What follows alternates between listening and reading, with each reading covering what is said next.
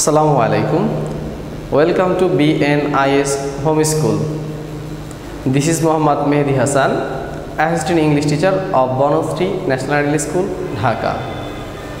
Hope all of you are well by the grace of Almighty Allah. I am also well.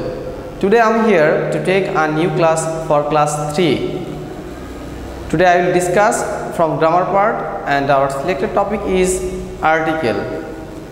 Before starting my discussion, I like to share with you a few informations. Let us see the informations. Here we can see class 3, subject English, teacher.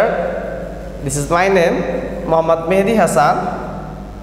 Here is class number 46. This is my FB account, Mehdi Hassan. HW, there is no HW. Here is my contact number, and at last we can see date 16 June 2021. If you have any query or questions, you can contact with me through this way. Okay, my dear students, let us start our class. Here is the topic, article. Today I will discuss about article. শুরুতে আমরা দেখতে পাচ্ছি article. Article কাকে বলে সেটা আমাদেরকে প্রথমে জেনে নিতে হবে।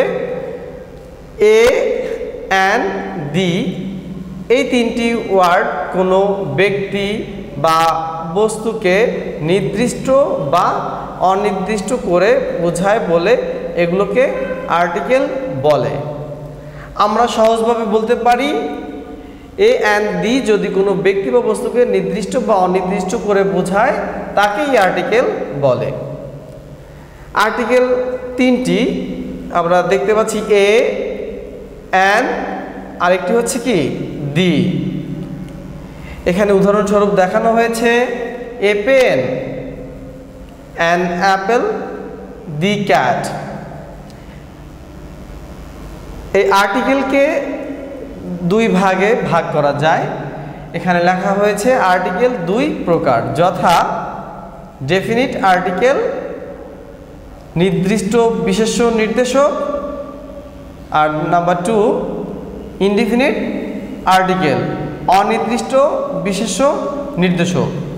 অর্থাৎ যদি কোনো কিছু নির্দিষ্ট করে বোঝানো হয় সেক্ষেত্রে আমরা ব্যবহার করব ডেফিনিট আর্টিকেল, আর যদি কোনো কিছু আমরা অনির্দিষ্ট করে বোঝাই সেক্ষেত্রে আমরা ইনডিফিনিট আর্টিকেলটি ইউজ করব।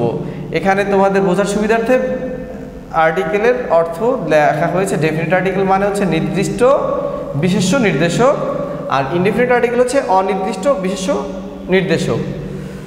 চলো আমরা এখন দেখে নেই ডেফিনিট আর্টিকেলের ডেফিনেশন কি দেয়া আছে।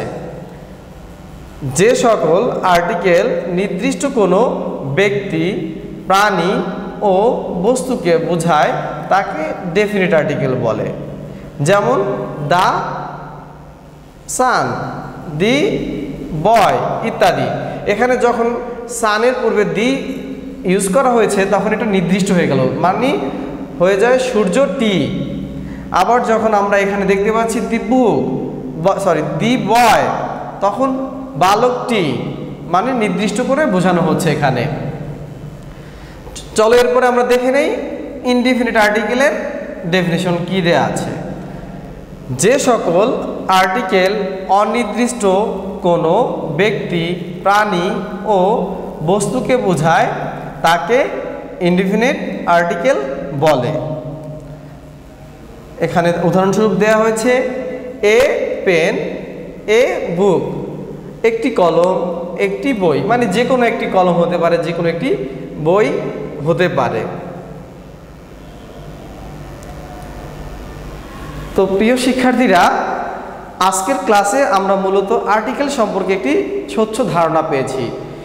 আর্টিকেল বলতে বোঝায় সাধারণত এ অ্যান্ড দি এই তিনটি ওয়ার্ডকে।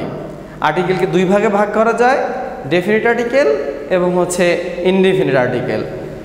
ডেফিনিট আর্টিকেল দিয়ে সাধারণত কোনো কিছুকে নির্দিষ্ট করে বোঝায়, আর ইনডিফিনিট আর্টিকেল বলতে কোনো কিছু বা কোনো ব্যক্তি, বস্তু বা প্রাণীকে অনির্দিষ্ট করে বোঝায়। এইটুকুই ছিল আজকে আমাদের আলোচ্য topic. Hope all of you, that's all for today. আল্লাহ হাফেজ।